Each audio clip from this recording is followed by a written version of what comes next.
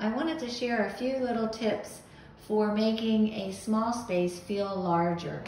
If you notice in this bathroom, instead of putting a heavy cabinet above the toilet area, I've just added glass shelves. These can hold your face cloths, it can hold your other little incidentals that you need, or you could have art or just some beautiful calligraphy as expressions.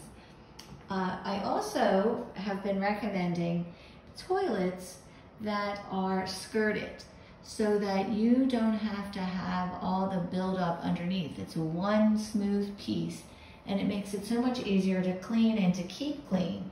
And you'll notice that these are one-piece units. You don't have all these different spots for the collection of anything. The other thing I wanted to share with you is this toilet paper holder. If you notice, there's a bar on the top. This is actually a grab bar that's reinforced inside the cabinet, and then below is the spot for the toilet paper. What's neat about it is when you go to change it, you just lift up this part and you replace it with your new roll of toilet paper.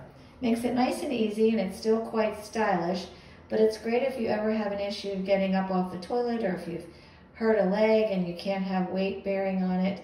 It's just a great feature to have.